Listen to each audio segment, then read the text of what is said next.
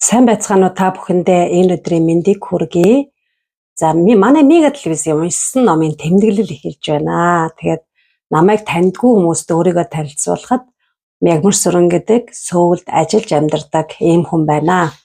За манай уламжлалт ёсоор одоогийн уншиж байгаа номны тэмдэглэл маань Солонгосын бестселлер ном сэтгэл судлалын ухааны доктор сэтгэл зүйн коучинг профессор Пак Самми гэдэг зохиолчийн Сэтгэл гутрал бол зуршил юм а гэдэг номноос явж байгаа ийм дугаараа. За өнөөдөр бол би талархал гэдэг сэдвээр энэ бол хүнд өгөгдсөн онцгой чадвар юм а гэсэн энэ сэдвээр өнөөдөр уншсан тэмдэглэлээ оруулж байна. За түүний энэ номонд бол байнга хүн амьдралынхаа туршид дадал зуршлаа өөрчлөхийн тулд 21 хоног хичээж өдөр болгон хийхэд тэр нь яг амьдралд нь ингээд байнгын дадал болдог гэдгийг дахин хэлсээр байгаа. За энд Пак Самми докторийн энэ сэтгэл судлалын ухааны доктор коучинг энэ хүний удирдсан сэтгэл заслын төв болон өөр одоо олон цахим нэгдлүүд байдаг юм байлээ. Тэгээ энэ цахим нэгдлүүдэд болохоор зэрэг ялангуяа талархлын өдрийн тэмдэглэл гэдэг цахим нэгдэл байхыг би бас харж бүтэн жил одоо тэр талархлын өдрийн тэмдэглэлээ өдөрт 3-аас доошгүй ингээд талархал бичдэг тийм цахим нэгдлийг би бас мэдэх юм.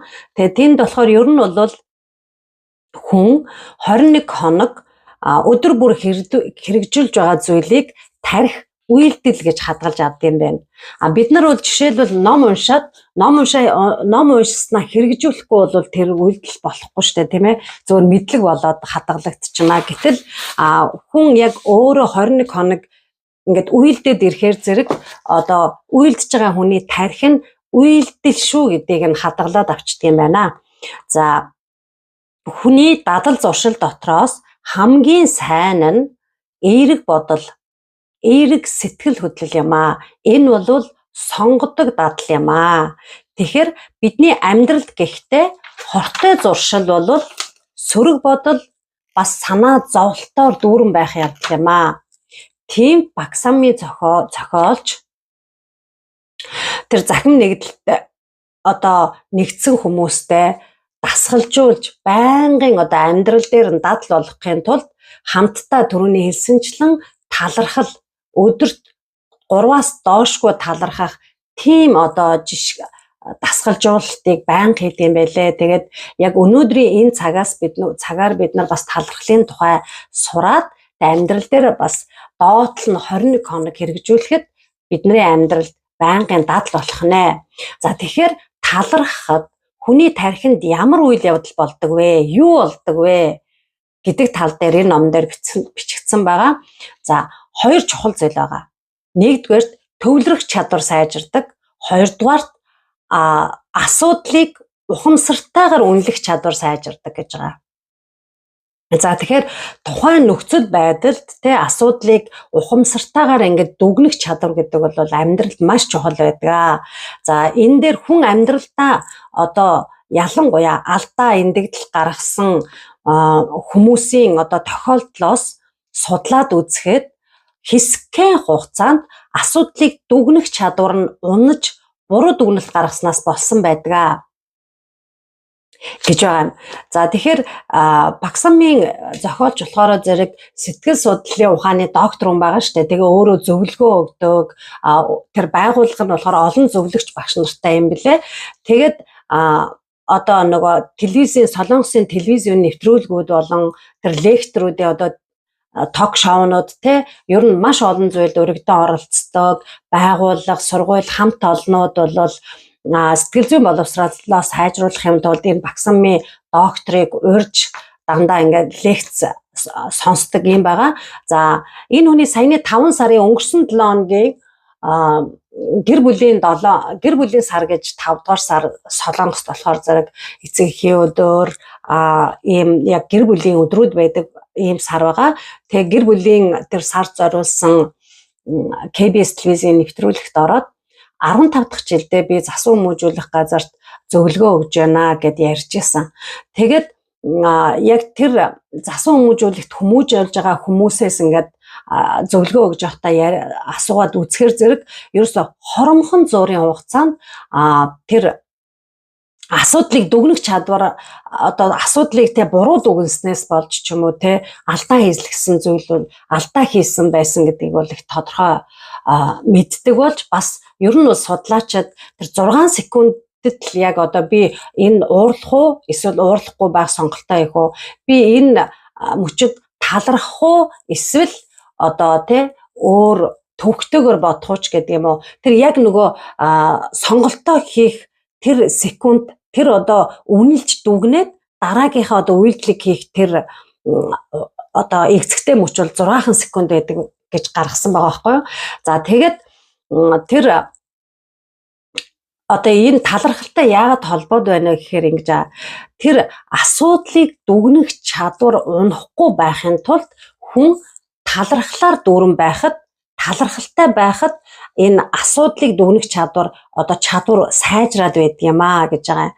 Тэгээ сургууль сурдаг хүрвээ хүүхдтэй хүн байх юм бол эцэг эхчүүд өөрсдөө эхлээд талархаад талархлын үг хэллэг хэрэгэлдэг байхад хүүхд аяндаа л аав ээжигээ эцэг эхийгээ дагаад тэр үйлдэлийг нь дуурайгаад талархдаг болно. Хүүхэд талархдаг болоод ирэхээр зэрэг тархиных нь одоо төвлөрөх чадвар сайжраад төвлөрөх чадвар сайжрахаар зэрэг мэдээ сурлах сайжрна Тэгээд хүүхд өөртөө ихтэй болно. Ерөөсөө ингээд нөгөө цувраад ингээд бие биендээ нөлөөлөө явчихж байгаа байхгүй юу? Тэгэхээр ажил дээр ч гэсэн адилхан. Хүн талархдаг байхад ажилдаа төвлөрөх чадвар сайжирна. Тэгээд бас одоо тухайн нөхцөл байдалд асуудлыг дүгнэх чадвар сайжирсны үндсэн дээр ажил дээрээ бол хүн амжилт гаргах одоо амжилт ахиц гаргах нь илүү сайн болдгоо. Тийм болохоор зэрэг талархал гэдэг бол зүгээр л нэг одоо урья биш ээ. Зүгээр сайхан амьдарцгаая гэсэн урья биш. Энэ бол хүний тархинд нөлөөлдөг асар том нөлөөлөл юм гэж байгаа. За тэгэхээр талархж байх үед яадаг вэ? Яг юу болдог вэ? Баяр хөөр дүүрдэг. За баяр хөөрийн хурд хэмжээ өөрчлөгддөг. Тэгэхээр баяр хөөр одоо хурдаа та баяр хөөрийнхөө хурдыг яамаар байна. Дахин ойр ойрхон баяр хөөртэй баймаар байна уу? Эсвэл жилдээ 1-2 баярлдаг баймаар байна уу? Эсвэл баяр хөөрийнхөө хэмжээг одоо ихсгмээр байна уу? Энэ бол таны өөрийн чинь одоо талархж байгаа тэр хэмжээнээс болох нэ. За тэгээд талархахад одоо бага зүйлээс их баяр хөөргийг мэдэрдэг болдгийм байна. За мөн бидний аз жаргал баяр баясгалан сэтгэл хөдлөлд одоо сэтгэл хөдлөлийн зохицолт хэрэгтэй аз жаргалын гормонууд ялгарч байдаг талархах үед. За допамин, окситоцин, за серотонин бол ялгарч байдаг За энэ хайрын гормон, аз жаргалын ийм гормонууд байгаа шүү дээ. За тэгэхээр бид нэг одоо стрессдэх үед бидний биед хортой кортизол гэж даавар байгаа Тэр даавар хэрвээ ингээд биед ер нь бид хүмүүс бидэнд байнга л стресстэх зүйл гарч идэг Гэтэл тэр стрессээс болж гарч ирсэн даавар биеэс одоо тийм амар ингээд нөгөө гадагшилдгүй байна л да. Харин талархах үед тэр кортизол багасч идэг. Тархинд одоо ийм их нөлөөлдөг байх нь шүү дээ. Аз жаргалын дааврууд ялгараад тэгээд стрессийн даавар болохоор багасч идэг байна. Тэгэхээр зэрэг тархинд нөлөөлж байгаа юм чинь одоо бидний эрүүл мэндэд хүний эрүүл мэндэд бас давхар нөлөөлөд явна. Кортизол гэх стрессийн дааврыг ингээ багасгаад баяр хөөрийн допаминыг ихсгээд аз жаргалын серотонин сэтгэл хөдлөлийн зохицлыг нэмэгдүүлдэг хайрын окситоцин ингээд нэмэгдээд ирэхээр зэрэг хүний эрүүл мэнд бас сайжирнаа. Тэгэхээр энэ үед бол хүн одоо бусдаас хайр хүртэж, бусдаас хайрыг мэдрэх одоо зүйл бол бас бусдаас шалтгаалдаг учраас тийм амар биш Гэтэл харин өөрөө талархаад өөрийнхөө одоо тэр аз жаргалын даавруудыг нэмэгдүүлээд ирэхээр кортизол одоо биеинд удаан хадгалагдахгүйгээр бас биеинд багасаад ирэхээр яах вэ? Кортизол ихсгээр зэрэг дархлаа унаа штэ. бас бид өрөвсөл ихсдэг. Тэгвэл талархаад кортизолыг багасгаад ирэхээр тэг бидний эрүүл мэнд бол сайжирдаг болох нь тогтоогдсон байгаа. За тийм болохоор зэрэг бид нар өөрийнхөө одоо эрүүл мэндийн төлөө үргэлж талархцгаая. За ингээ Баксами докторийн одоо нэг тийм бас онцгой зүйл нь болохоор яагаад одоо Солонгост ийм их тэг хүмүүсийн хүлээн зөвшөөрдөг ийм одоо хүн болсон бэ гэхээр зэрэг ер нь тэр амьдралын одоо зовлонгоос утга учирыг хайдаг логотерапиг Германд очиж сурч судалсан ийм хүн байгаа.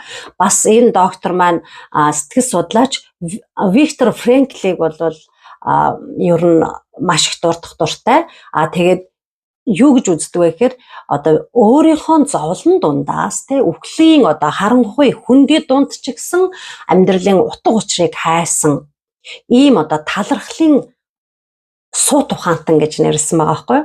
За тэгээ энэ Виктор Франклийг бол хүмүүс сайн мэддэг хүмүүний утга учирын эрэлт гэдэг жишээлбэл номнууд байгаа. Тэгээд амьдралын одоо хүнд хэцүү зүйлээс хүн одоо жижиг зүйлд ч гэсэн ямар утгатай байна талархах зүйл юу вэ гэ хайгаад ирэхээр зэрэг одоо талархахгүй байхын аргагүй зүйлсүүд гарч ирдэг. Тийм болохоор бүр Германд очоод сая Баксами доктор болохоор эрдэм шинжилгээний багтаагаас хамтарч ажиллаж байснаа бол дурддаг. За ингээд утга учирыг амьдралын утга учирыг хайж өдөр бүр ингээд талархлаа ингээд байнгын талархдаг болохоор одоо хүмүүсийн амьдралд маш их онцгой юм өөрчлөлт гардгаа гэж байгаа. Тэгээ бид ч гэсэн бас тийм бай тийм ээ. Тэгээд та бас одоо энэ бичлэгийг үзэж байхдаа талархаад лайк, subscribe дарахаа бол мартаагүй би итгэж байна. Бас бидний эргэн тойронд ч гэсэн талархдаг хүмүүс олон болоосоо гэдэг бас та түгээж нэг хүнийг ч гэсэн гоё талархдаг хүн болгож хэдүүлээ бас хамтдаа нийгмээ гоё талархдаг нийгэм болгоё тийм ээ. За хүний хэр аз жаргалтай амьдарч байгаа нь болохоор зэрэг талархлынхын хэмжээгээр байдаг юм байна. Тэгэхээр та хэр талархаж байна?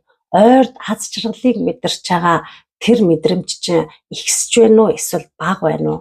Хэрвээ магадгүй багасж байгаа бол талархлаа нэмэгдүүлээрэ гэж утсан маамаа. Тэгээ өдөрт дор хаяж 3-аас одоо бага байж болохгүй талархал чинь тийм ээ. За талархал бол нөхцөл байдал гоё байдаг учраас одоо би хүн талархдаг биш, харин нөхцөл байдал ямар ч байсан ч гэсэн талархах зүйлээ олдог байх нь бол аз жаргал юм аа гэсэн маа. За түрүүний дурдсан Виктор Франклийн Хүмүүний утга учирын эрэлт гэдэг намайг маш одоо хүнд байхад сэтгэл санааны маш хүнд байхад манай сэтгэл судлаач найз маань санал болгож ирсэн. Тэгээд би Сүгчуугийн одоо нэг маш гоё өнгөтэй далайн ирэг дээр амарч яваад яг элсэн дээр алхаж яваад хөлөө угалцсан. Тэгээд бүр тухайн үед бүр маш их шоконд ороод хөдөлж чадахгүй бүр ерөөсөө ингээл так гэл шагааны нүгээр так гэж дуурал тэгэл нам босч чадахгүй нөө хүмүүс далайн ирэг дээр хөөрсөн баярлцсан хүмүүс ингээл хажуугаар зурж яваал байсан би бүр босч чадахгүй наа уцаа аваачаад хол оргицсан гэрийнхэн нөгөө нэг далайн яг усанд ингээд гой тоглоод байж байдаг. Тэгээд тэр үед одоо тэр хүнд хэцүү үеийг даваад одоо энэ номыг уншсанараа би юуг ойлгосон бэ гэхээр сэтгэлийн одоо тэр хүнд байдалтай сэтгэл готрал гэдэг бол элсэн дунд явж байгаа төлөө угалах хэмжээний хүртэл хүнийг тийм болгодог юм байна. За нөгөө талаар би яг тэр өдрөөс эхлээд одоо би ерөөс ингээд нөгөө сэтгэл зүйн хувьд өөрчлөлт хийх болохгүй маань гэдгийг ойлгоод энэ номноос уншаад би энэ номноос би талархах хэрэгтэй байна. Би одоо яаж ингэж өгчээг юм гэж утсан шүү дээ.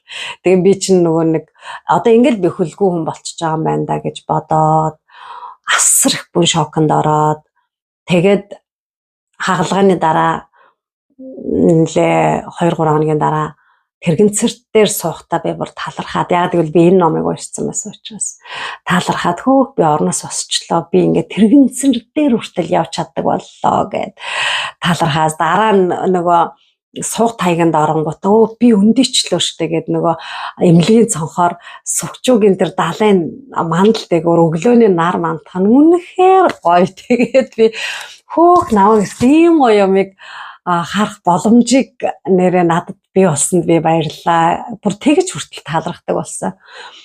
Тэгээд найз маань чи бүр ингээ хөлгөө болчихж байгаа биш шүү дээ. Зүгээр л хэсэг хугацаанд амарчих. Тэгээд гоё ингээ тархиа гоё сэрэгтэл гоё ингээ амраад тэгээд гоё ингээ өөрийгөө цэнгэлээд авгингүүт би бодож хөөх ингэж бас бодож болдгийм байх гэд. Тэгээд энэ номон дээрээс яг амьдралын утга учираа хүнд хэцүү зүйлийн дундаас яаж одоо тэр таалархах зүйлийг утга учирыг яаж олох вэ гэдэг аргыг сурч ирсэн. Тэгээд гэртээ ирээл ерөөсөө суу тагин дээр би явдаг болсон юм чи миний тэр нөгөө нэг ичих мич хийнэ тэр юм ерөөсөө байхгүй өвдөж одоо ингээ суу тагин дээр явчих бас айгу эцэг штэ ингээ суугаа өвддөг гарын алга өвддөг тэгсэн ч гэсэн би өстө амьсгаатай байгаа маань амьд байгаа маань өстө сайхан байна гэд ивэл гэдэг дууга бичүүлэхээр студ руу гарч исэн. Тэгээд тэр үед ер нь нөгөө одоо билла гэд энэ солонгосын байрнууд болохоор зэрэг 5 дахраас доош бол лефтгүй байдаг. Тэгээ манайх 5 давхарт лефтгүй бүр ингээ нэг нэгээр ингээ алхаж нөгөө юугаар так гэл нөгөө юугаараа сувтагаараа тэгээд буугаад автобусанд суугаад буцаад студ маань болохоор 3 давхарт ингээ гараад студид дуугаа бичүүлэхээ орсон чи бүр өстэй нөгөө гайхацаа та яагаад ингэж тийм хөлтэй байж яагаад дуу бичүүлэх гэдсэн үгүй надад энэ аюу чухал аа. Тэгээ бид нар ивэл гэдэг дууг маш талархсан сэтгэлээр тийм ээ миний бүх зүйл ивэлсэн гэд дуулсан. Тэгээд энэ дуу маань олон хүмүүст бас талархах сэтгэлийг өгдөг юм байна гэдгийг бол олон хүмүүс бас сонсч байсан. Тэгэхээр ер нь бол талархал гэдэг бол элсэн дундч бай, тэ хайрган дундч бай, хад хавцал дундч бай.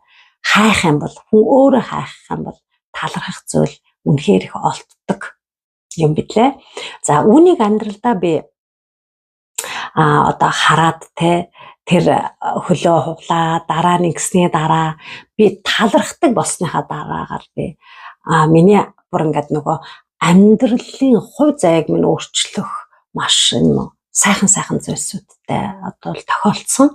Тэгээд бүр ингээд би миний нүд бүр ингээд ороод гараад үү гэж яах үе бол маш их гарсан байгаа. Тэгээд та бас та өөрөө яг өдөрт талархах бас тийм хэцүү зүйл биш шүү дээ. Тэгээд таны оюун бодолтой байгаа, зүрх сэтгэлд байгаа талархлыг юу ч одоо зогсоож чадахгүй те завгүй байдал ч юм уу ямар нэгэн одоо хажуугүй хүн ч юм уу зогсоож болж чадахгүй шүү дээ. Тэгэхээр зэрэг таал өөрөө одоо талархаад явж байхад таны амьдралд үнэхээр таны нүд чинь ороод ирээ гарах тийм юу болох нь та бас танд бүр ингээд нэр юу өгтөж байгаа бол намайг гэд бас тэр хайхыг хүсэх байх гэж би бодож байна.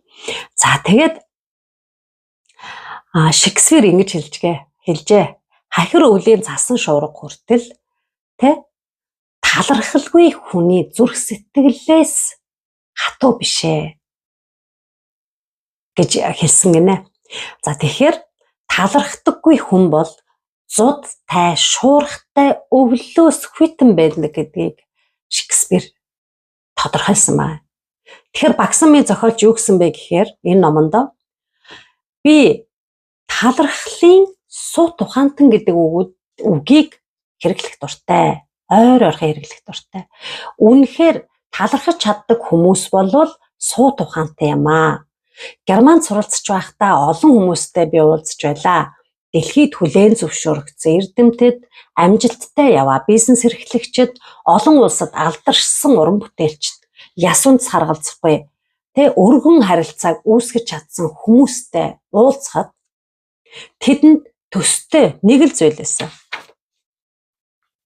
Тэр нь жижиг зүйлд ч талархдаг тэ талархлын суу тухаантнууд л байсан юм аа гэж бичсэн байгаа.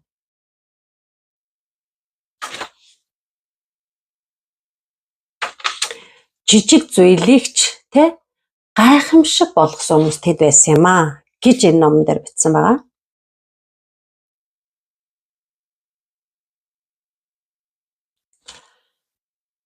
Жинхэнэ суу тухаантан бол дүүрэн мэдлэгтэй хүн биш ээ. Харин дүүрэн талархалтай хүн юм аа.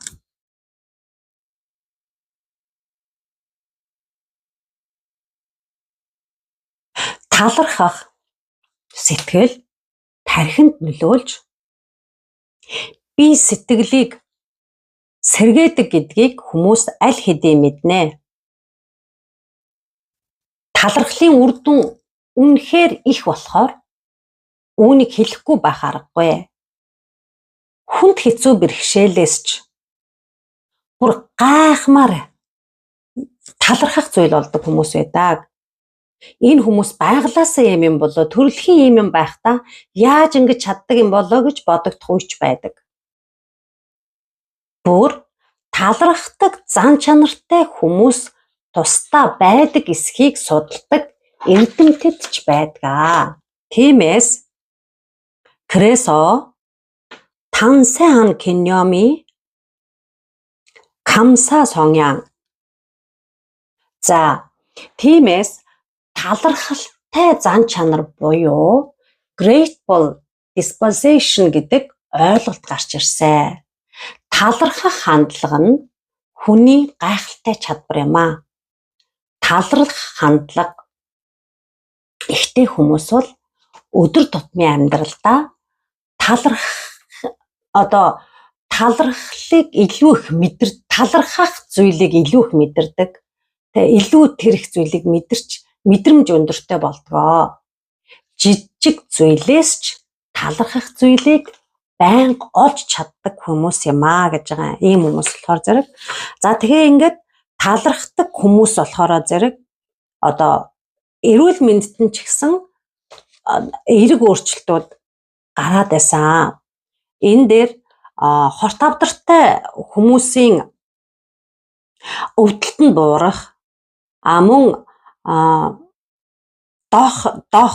доохын халдвар авсан хүмүүсийн дунд өдөр тутмын талархлын өдөрт 3-аас доошгүй талархах өдрийн тэмдэглэл хийдэг гэсэн шүү дээ. Тийм зүйл өдрийн тэмдэглэл хийхэд үхлийн тоо ингээд хүмүүсийн үхлийн тоо буурч ирсэн гинэ. За тэгэхээр мөн удаан хугацаантай ингээд эрүүл мэндийг муутгаал байдаг стрессийн дааврын түвшин бас буурч байсан. Тэгээд нойрны чанар сайжраад цусны даралт ихтэй хүмүүсийн даралт нь буурч байсан. Гэхдээ олон хүмүүст ингээд талархлын талаар заахаараа зэрэг гэд улиг болсон л нөгөө лекц байна штэ гэж боддог гинэ. Тэгээ бас ингэдэг гинэ. Гинт ингээд талархаад ирэхээр зэрэг ойр тойрныхан гайхаа чи одоо яачаад байгаа юм ч гэдэг юм уу те. Эсвэл намайг битээ аргалах гэдэг энэ төр гээд тэгдэг штэ гэж ер нь бас олон хүмүүс хэлдэг. Тэгэхээр энэ бол өөрийгөө үнэлэх үнэлэмж султай хүмүүсийн түгшүүр төдийл зүйл юм аа. Талархах чадвар өндөртэй хүмүүс бол өөрийгөө үнэлэх үнэлэмж сайтай, өөртөө итгэлтэй хүмүүс байдаг. Тийм болохоор талархаж байгаа өөртөө талархах сэтгэл ихтэй байдаг юм аа тэд нар. Тэд өөрийн нэр төрөө хамгаалж бусдыг хүндлэн талархдаг тул хаанч явсан хүлээн зөвшөөрөгддөг, хүндлэгддэг юм аа гэж энэ номон дээр бичсэн байна. Талархлын тал дээр. За ийм болохоор та бүхэн маань хаанч хүлээн зөвшөөрөгддөг, хүндлэгддэг, талархдаг хүмүүс байж допамин, серотонин, окситоциноор аз жаргалын даавраар дүүрэн жижиг зүйлд ч талархдаг, амьдралынхаа аз жаргалыг дүүрнээр мэдэрдэг, баяр хөөртэй, өөртөө итгэлтэй, аз жаргалтай хүмүүс байхад энэ подкаст маань бас танд туслана гэж би найдаж байна. Тэгээд талархлын тухай дахин оруулах хүртэл яаж талархснаа, бас ямар үр дүн гарснаа хэрвээ хүсвэл та комент хэсэгт бичээрэй. Тэгээд энэ уншсан номын тэмдэглэлд маань баярлалаа хэмээн надад урам зориг өгж байгаа тэр хүмүүст баярлалаа. Бас би энэ дахин одоо талархлын талаар оруулах тэр өдрийг хүртэл бүгдээрээ талархлаар хамт дүүрэн амьдрья. Тэгээ танд баярлалаа.